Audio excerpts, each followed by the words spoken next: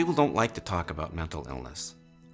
I don't like to talk about mental illness. In general, there's about 1 out of 5 people suffer from addiction, 1 out of 4 people from a mental illness. Our organization goes out to our community every 2 years and we ask them, what are your needs?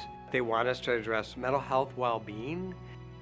Every day we hear from our patients' families, community members about their struggles with being able to access services for mental health and addiction care.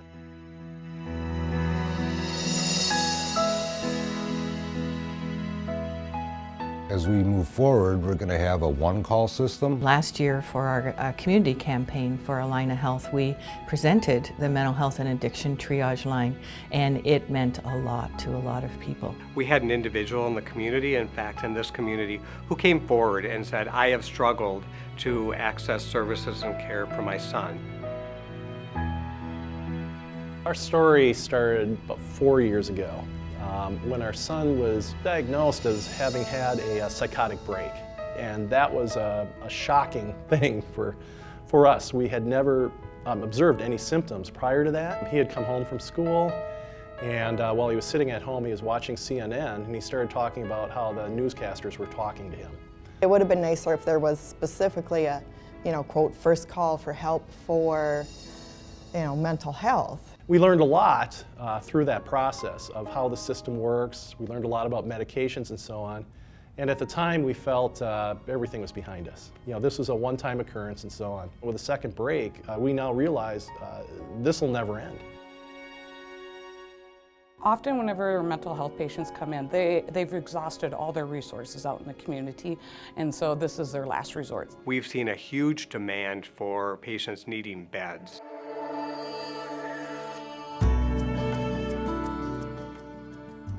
As part of our One Hospital, Two Campus plan, we believe the next game-changing consolidation of care is going to be around mental health.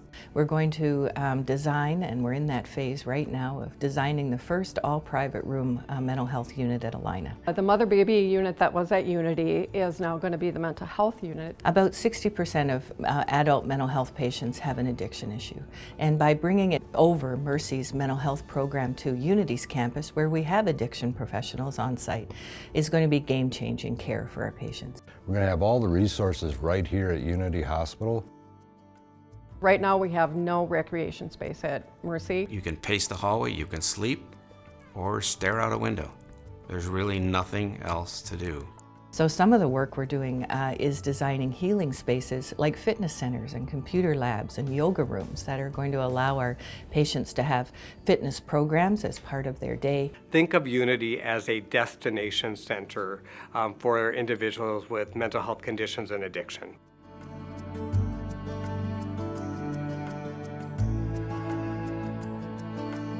I hope that when patients come to Allina Health, whether it be to our clinics or to our emergency rooms or hospitals, that we are considering their mental health issues just the same as we would any physical issues that they might have, and that we see them as a whole person. I would like to tell people that I'm just a person who's got an illness. It affects a lot of us, and I think it's a really good thing for us to invest in.